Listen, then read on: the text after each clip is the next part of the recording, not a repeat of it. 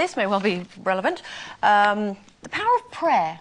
How important do you think that is? Apparently there's a book that's been issued by the Roman Catholic Church, and it's called The Prayer Book for Spouses. It's aimed at couples, and it's hoped to encourage marital bliss through prayer. Yeah, we should go away. Also, you're not supposed to read at the same time. I've been told to put many a book down. Well, it's funny you should bring that up, Lisa, because the book contains prayers for every stage of marriage, including sex. So when did you last pray, and what did you pray for? Oh, I'm a great believer in prayer. I pray a lot, actually. And I think it depends how you're brought up, but when I was little, I always sat, side of my bed, put my hands together and said my prayers. I don't do that now, actually. But what it does for me is it focuses the mind, actually. And often, if you try to sit and think about a specific thing, it's very difficult to keep thinking about it. You say, oh, look over there and look over there. So prayer actually does, and I love the idea that I keep my spirituality, because I think... Do you use it as a form of meditation then, rather than... Well, I think it is, and I think each religion, it has a different form of prayer. What do you There's no pray doubt for, about though? it. People or stuff? Because some people sit there praying. They do, don't they? Sit there praying for stuff. Oh, yeah. Please give me a new car. Well, I think that's right. I don't think that works. And my whole idea that we should be more spiritual, Carol, doesn't apply. Well, they call it cosmic ordering or something, don't they? Yeah, or Buddhism. I mean, in Buddhism, you can just chant. As long as you throw in a bit about world peace, you can get the new shoes you wanted as well. I trace a bit of cynicism here. Yeah, just a I think if you were brought up...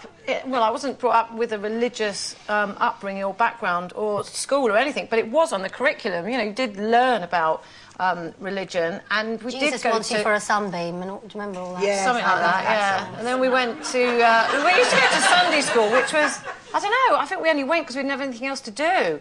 So I think subconsciously, if something is going wrong, I think you do, please God, which I suppose, in a sense, is a prayer. So, but I don't consciously sit there praying for people, because I just don't think it does any good. I don't not believe in everything. I mean, I'm not an atheist, I'm an agnostic, so I think there's something, but I just don't believe in the power of prayer, because I've never known it to work. I'd love to believe in something. I wasn't brought up in a religious way, and I sort of went to Sunday school, but there was a dog I liked on the way, and I used to pretend to my mum I was going to Sunday school, but I used to walk the dog instead, but... As you do. But I agree with Lynda. I think it's important to focus, and if it means that you focus and think about God, and that helps you kind of get things in order in your mind, then that's quite useful. I tend to have a bath, lock myself away, and focus on if there's a really big problem or somebody's really poorly that I care about and I'm worried.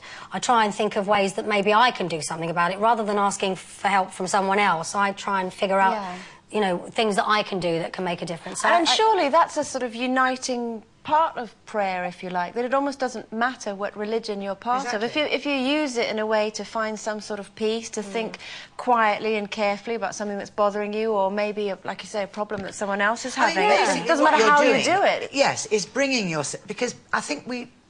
I'm sure Paul McKenna would tell us more about this, but, we all rush round and don't focus, and I think you have to... A lot of the time, we don't think enough about what we're doing, about the people around us, and that's, in a way, what prayer is. It's not saying, dear God, if I'm good, will you please, or dear Father Christmas, if I'm good. No, but it's a way of protecting your life, yourself from life's stresses and strains, because we do all take on so much, don't we? It's important to be able to focus. It depends how you use it, though, because I know that I used to use it in a way of, it's almost like a religious not stepping on cracks thing. If I pray every night, then it'll be okay, and everything will be fine. And then, of course, when everything wasn't fine, and my whole marriage ended and fell apart, and it was all really rather hideous, I thought, well, that was a fat lot of good. And I must admit, I turned my back on it for quite a long time, and I've kind of gradually started believing again, if you were. And I must admit, on my wedding day, I had a little quiet moment to myself where I just said, thank you for giving me a chance to try again. And I felt very blessed that I was being, given a chance to meet someone else and be happy. And I have two beautiful, wonderful children, and I do believe in a happy ever after. And I had a little quiet time to say you should thank be you. a vicar. Good. That was beautiful. I just think... Too late to be a nun. Not really. if you want to pin on